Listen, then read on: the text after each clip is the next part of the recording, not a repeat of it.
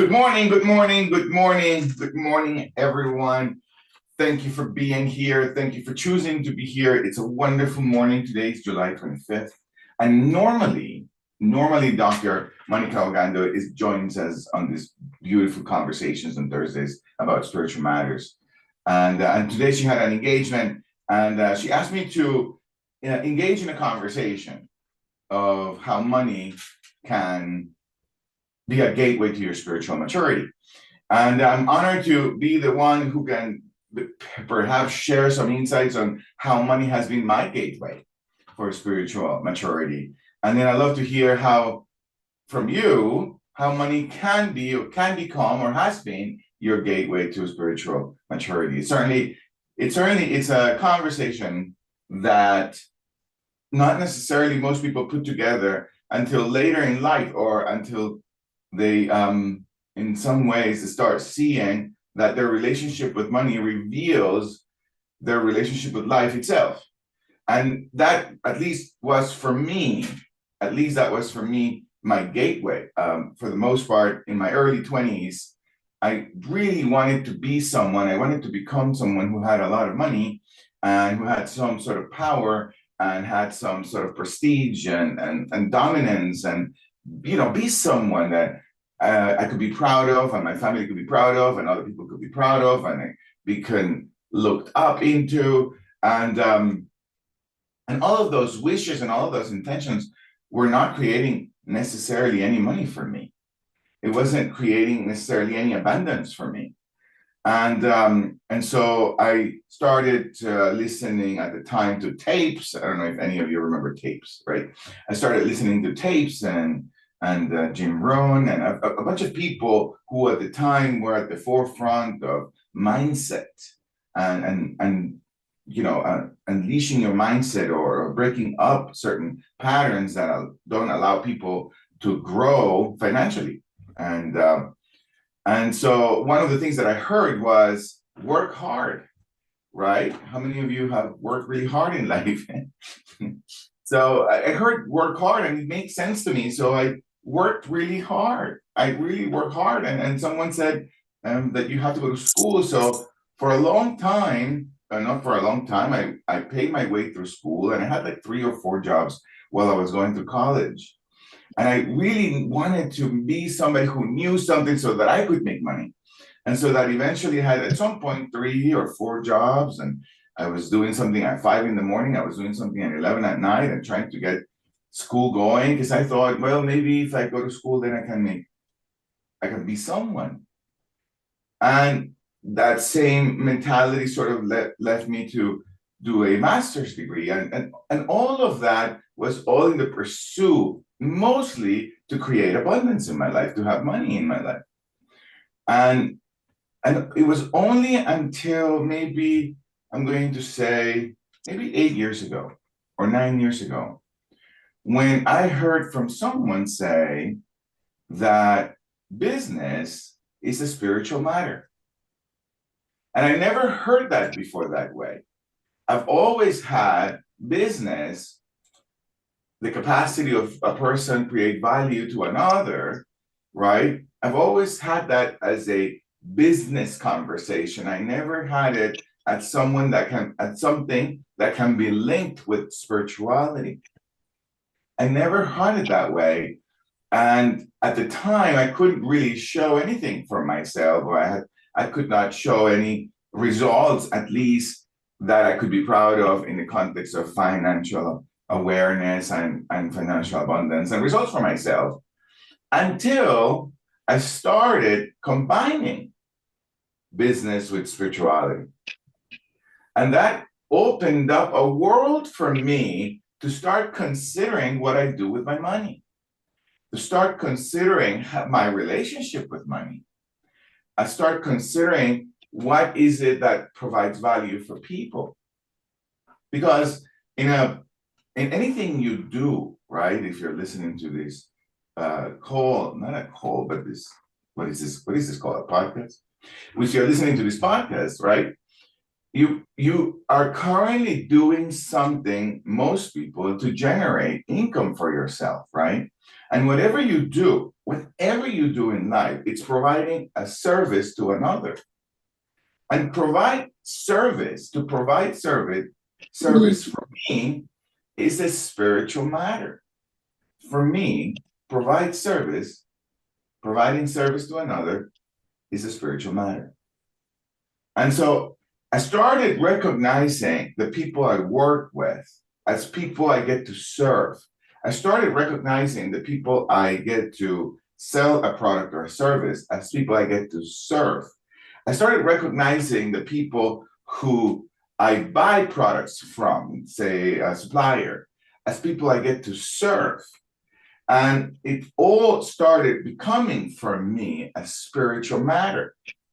And at some point, I started thinking everything is spiritual. I maybe spent a year of my life engaging in that conversation, engaging in that possibility, that maybe everything is spiritual. And the more I saw that possibility of looking at life through the lens of everything is spirituality, the more I started loving my business, the more I started engaging in a kind of healthy passion for the opportunity of serving others. And in the biggest failures of my life, financial failures, if you will, I remember about 3 years ago, I was engaging in this event and I had all my money on the line, all my reputation on the line. Listen to this, I even went to my 401k to get some money so that I can get this event going. Okay. Okay. I mean, that was insane. That means you were serious. That was serious. And I remember my partner coming into the room while I was opening up my 401k and seeing how I can transfer some money. And she was thinking, oh my God, are you nuts? Have you gone mad? Why would you use your retirement money for something, for an event? And it made all the sense in the world that she said that. It made all the sense in the world to me. However, I knew that I was aligned in conviction about what I was doing in the context of serving. It wasn't in the context of making more money. It wasn't in the context of world domination. It wasn't in the context of becoming a celebrity and influencer. It wasn't in that context. I just needed a little more resources to be able to be at home with the way I wanted to serve the people I was committed to serving.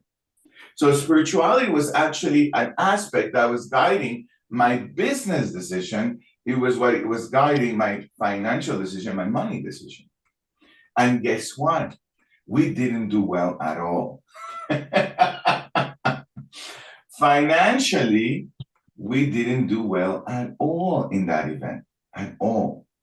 So I had to huddle up with my team and I had to really ask myself the following question. Why was it necessary for me to confront a financial loss in this manner? In the context of a higher purpose, in the context of serving, in the context for myself as my own spiritual growth. And it was really evident at that point when I started answering those questions for myself, how it was necessary for me to go through that impact, financial impact. Now, at the same time, I had to ask myself, how can I use this now to propel my next business venture? Now that I have this experience in the context of serving, not in the context of world domination, in the context of serving, how can I use this for my next business venture? And then I saw it clearly. We didn't have a big loss. We had maybe, I think it was $12,000 or $15,000 loss. It was a $100,000 event. So I only had a $15,000 loss. It was really small for me, right? It was really small for me. But I wanted to ask myself, why was it necessary? And then I realized, oh my God, all of this stuff that I have learned about business and about marketing and about making money and about serving, only cost me $15,000. Mm. That's all it cost me. Wow. Oh, this is phenomenal. Oh, wow. Okay. This is phenomenal. And from that point, we have double, maybe triple at this point in our business. And this wasn't too long ago. And not only the business, but the impact. It also, when we allow ourselves to look at your relationship with money, with your relationship with being spiritual being or becoming spiritual and amalgamating them, putting them together, start also looking at this possibility. Well, how am I spending my money? How am I spending my money? Where do I invest my money in? What do I spend my money in? And the answer to those questions, when you look at your bank account and when you look at your budgets, right? Because I am sure you budget, right, for certain things. And as you start budgeting, you start looking at that the decisions that you make may be aligned with your spiritual goals or not. And so the more you allow yourself to have spirituality give you the context of your relationship with money, the easier it becomes for you and for me to budget. Because it's not anymore a constraint. It's not anymore, well, if I don't budget, then I'm going to be a loser and I'm never going to retire. Or I'm never going to have money for the rest of my life. It's more like, no, this doesn't align with my spiritual goal. And budgeting becomes your self-expression, not a sacrifice.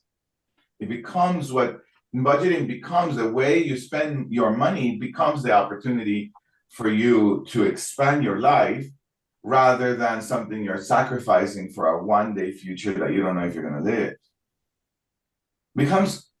The spirituality becomes this gateway for the opportunity that money is, certainly for you.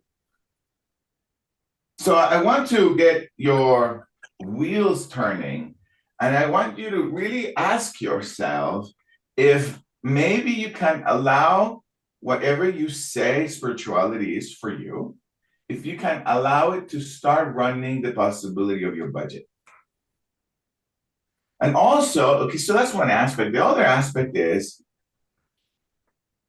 one of the things that a mentor of mine told me, and this really broke something for me, and I hope it breaks something for you. Like, it gave me a breakthrough. He said, the money that you have in your bank account can become a direct correlation of how many people you serve. That really made sense to me because my business at the time was in the serving business, right? Or any business is in the serving business, right? And that's how I was seeing it. And so it made all the sense for me that the more money I had in my bank account, it meant I was serving a lot more money. I'm sorry, a lot more people. And so I want to ask you if you could allow yourself to serve more people. To serve more people, not just one. Or start serving people with a bigger problem. And so I started seeing for myself that it wasn't the growth of my bank account, it wasn't a superficial goal of mine. It became a serving goal of mine. When my bank account is going lower than I start thinking, who else do I need to serve? Who else do I need to solve a problem for? How do I become better at serving more people? And that started opening up for me strategies for marketing, strategies for business growth in the context of spirituality, in the context of serving. And that's, for me, has been the biggest breakthrough, the biggest aha moment of my life, because I'm not waking up in the morning thinking, oh my God, I gotta grow quarter to quarter. Oh my gosh, I gotta look good in some financial paper. It becomes more for me as, am I serving more people that I am I capable of serving more people, or do I want to just keep the house small? Would I allow myself to have a mindset of abundance? Now, there's nothing wrong with not having one, but for most people, most of us limit ourselves in creating a mindset of abundance because for most people, it occurs to them as selfish or as superficial, and they don't want to be that way. But what if I'm seeing the possibility of expanding my mindset of abundance as my opportunity to serve more people? What would that be possible for your relationship with money? Not long ago, I was serving a client of mine, and she really wanted to double her business or triple her business. She was doing at the time somewhere around, I think about $1 million a year. And she said, I've always wanted to do about 5, but I don't want to be someone who looks like an influencer. I don't want to be someone who puts billboards on the streets and looks all like this celebrity. I don't want to be that person. And so in that inquiry, that was, oh, okay. But what is your outcome? What do you want to do? And she says, I really want to serve people. This person is a lawyer. And I said, well, what is the difference between your law firm and the other law firms that you're proud of? Something you're proud of. And then she starts mentioning all these different ways that she's proud of her law firm. And I said, wouldn't you want a lot more people to be served that way? And that was her breakthrough. She's like, yes, I do want a lot more people to be served that way. Then I asked her, wouldn't you be someone who will create structures and processes with the kind of integrity that you will be responsible for serving people that way, even if you grow?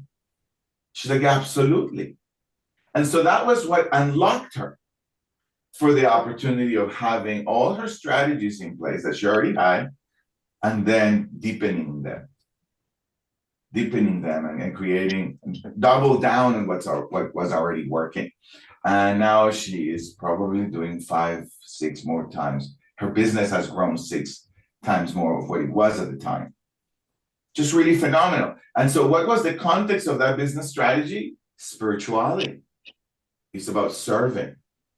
Okay, so normally we stop here. I want to hear what is opening up for you. What are you thinking? What is triggering? What are your thoughts on this conversation? Go ahead, Rashida. Gio, oh my goodness, grand rising, my king, and grand rising to everyone. I am so proud of you, and you really hit it on the nail. I'm sitting here listening to you because my expectation that I want to have my sister queen, but I am just comfortable with my king. But one of the things that you hit on the nail is that 2 weeks ago I have an event at my retreat. That was my first retreat, my first paid retreat. I have numerous retreats here, ayahuasca, I did Reiki, I did all kind of stuff in my retreat. But this time, I planned this retreat expecting 12 people, 9 people show up. But it was not about the money. Trust me, it was not about the money. It was about the certification of the breathology that I was imparting with people, sharing with people. And out of this event, there come a second event. I have an event coming up on the 21st of August.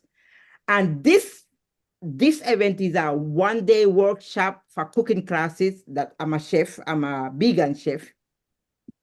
And this time is not 9 people are expecting. I'm expecting between 50 and 75 people. And trust me, and I've been telling people, it's not about the money. I got the venue already. The same people who came to the retreat 2 weeks ago have offered me the venue where I'm going to do it. And the same people who were at the first retreat is coming to the cooking classes. They love my cooking so much, but it was the love I put into this. and the love that I put into it, but it's the spirituality that is my calling. It's the giving back to every single one that want what I'm giving. So when you said, when you were saying about and guess what? I didn't make no money, but it didn't matter. It didn't matter. It's what fulfilled the goal and the reaching out to people to give back. This is my calling, giving back and fulfilling my spirituality and my giving back to society. So when you say that, Gio, I was like, damn, I hit the nail. I love what you said. And I'm going to continue doing this. This is what I want to do as long as people is there to impart and give back. I'm going to give back. Gio, thank you so much. Thank you very much. I love this. I love this. I love this. And I have a next retreat coming up that is silent retreat in October. So trust me, I'm going to the right direction. I loving this. I loving this. Thank you so much, Gio. And I didn't have to go into my 501k. This was a very huge event. We had like 400 people. It was very big. Thank you, Rashida. And it, for me, it's critical for me to say money matters, but the goal was expanding my capacity to be a human being who serves others. Now, my tool is money. So I've got to pay attention to all of it, the accounting of all of it, but not make that the ultimate goal. The ultimate goal was to serve and to learn. But I need this tool that I wanted to grow. And so it's really wonderful, Rashida, really beautiful what you're sharing. And I'm really excited and I'm proud of you, a vegan chef. I didn't know that. What else do you do, Rashida? That is wonderful. And it's very, very happy that you have the next event, because it's critical to, for most people, what Rashida, what you're pointing to. So I plan this event and have 9 people show up. And there, for most people, there is a disappointment there. And the disappointment is part of the spiritual growth. And then, okay, what do I need to reinvent? What do I need to do differently? What do I need to see differently so that I can continue to grow? Not quite give up, to grow. And then all those lessons that come from the reflection is spiritual growth for me. So thank you, Rashida. Thank you for sharing. That is wonderful. Florence, I see your hand is up.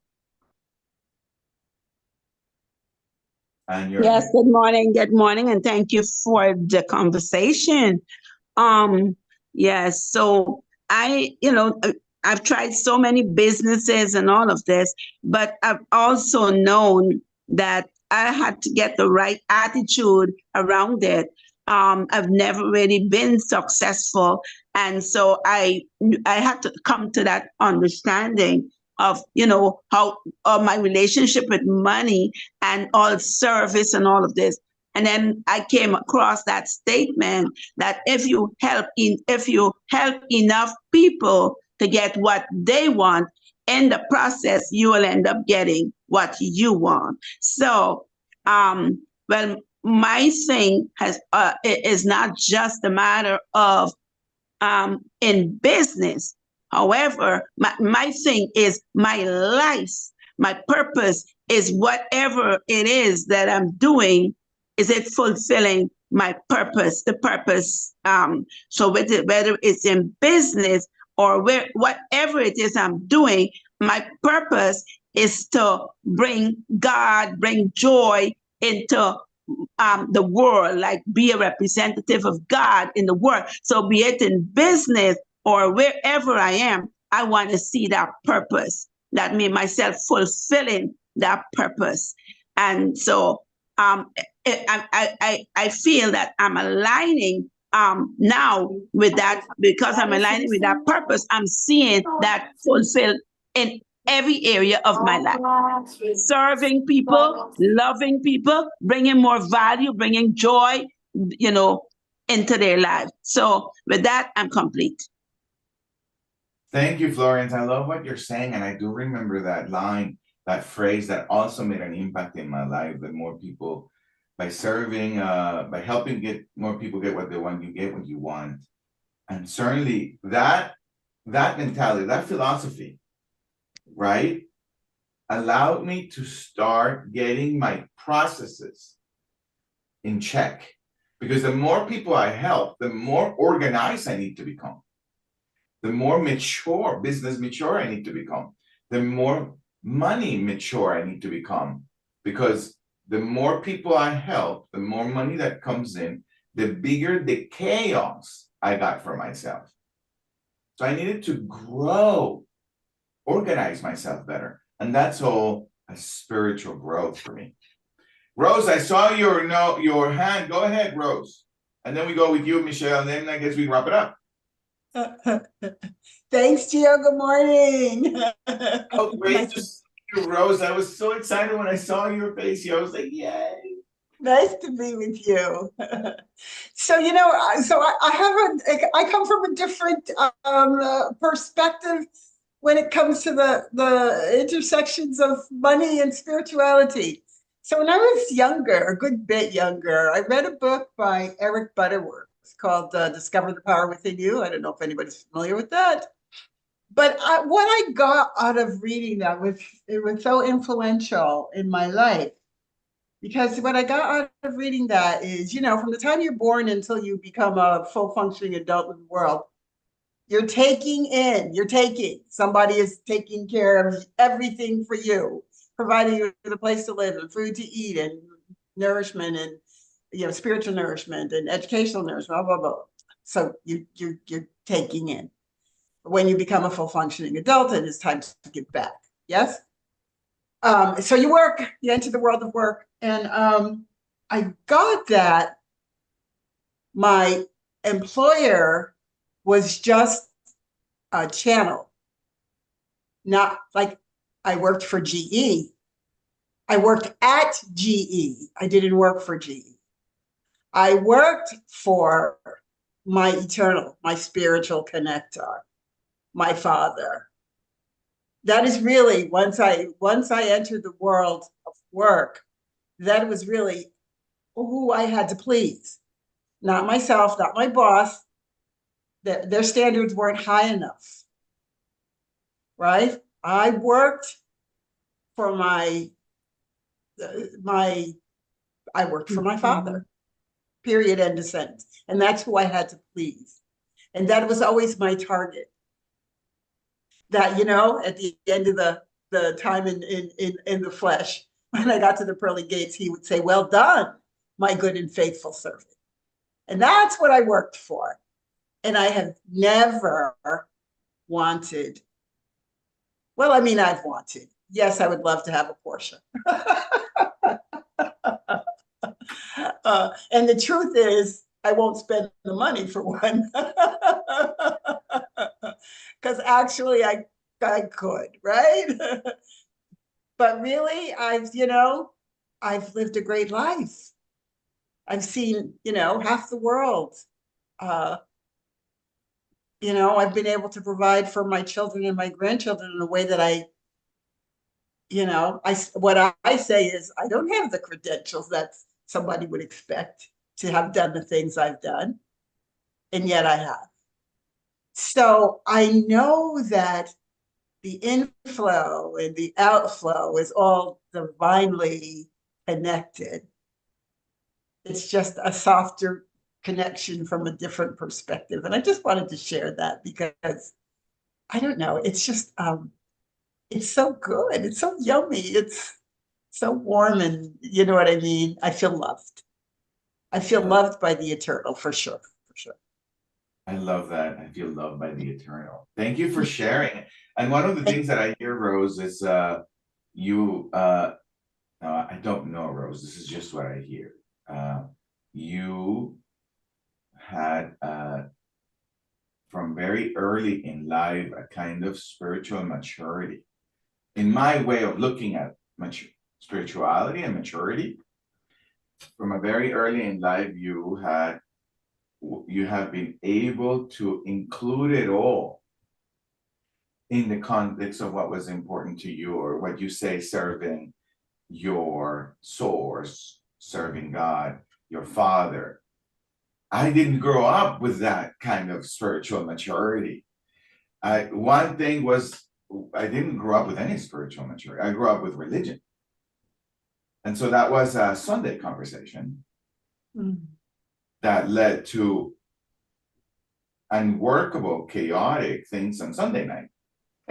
So it was like a weird thing I grew up in. And then, but eventually, as I got to that place of being an adult that you're pointing to, people like you, Rose, and many people I had the gift and the luck to bump up against were giving me access to what you were saying. It's all connected. You can connect it all. And that has been, I love what you said, an inflow, an outflow, a juicy opportunity to live life that way. Thank you for sharing, Rose. That's wonderful. Michelle, we're going to end with you. Go ahead, Michelle.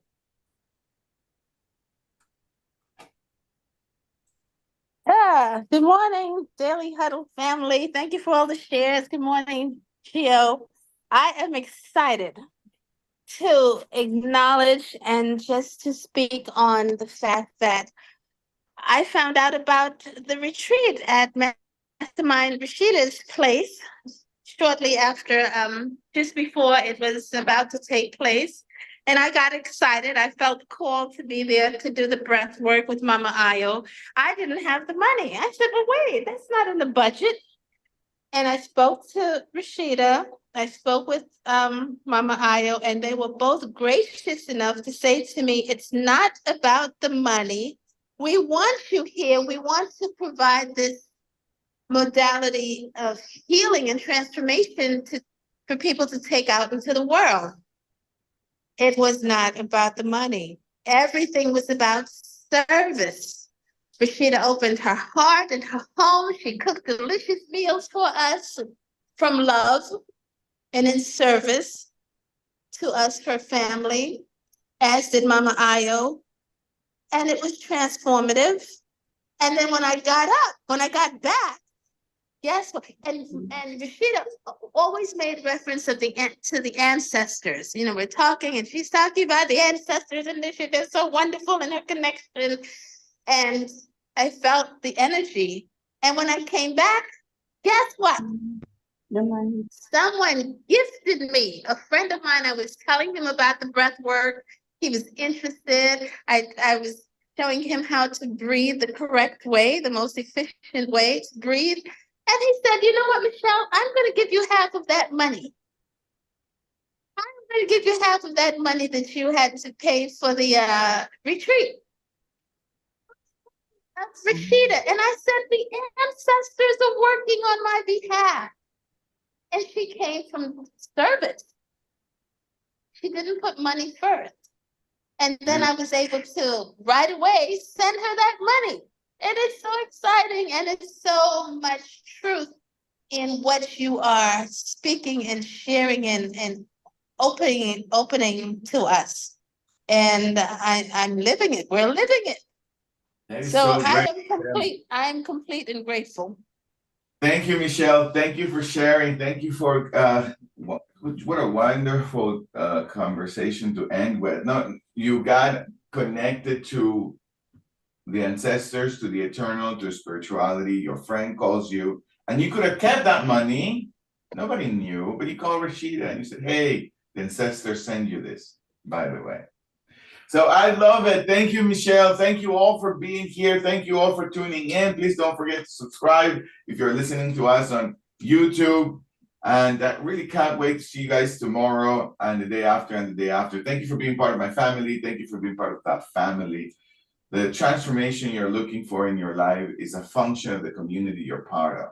So I am honored and privileged to be part of your life and be part of your community. So remember, there are 8 tenets to live a renegade life, and I want you to live a renegade life. The first tenet is love. Love everyone you encounter, everyone who thinks different from you, or love everyone who thinks like you. Remember, there's a social experiment coming up. It's called the elections. And there's a lot of dust coming up in the air. Remember to love everyone. Just love for a moment. Just love. Laugh out loud. Stretch your cheeks.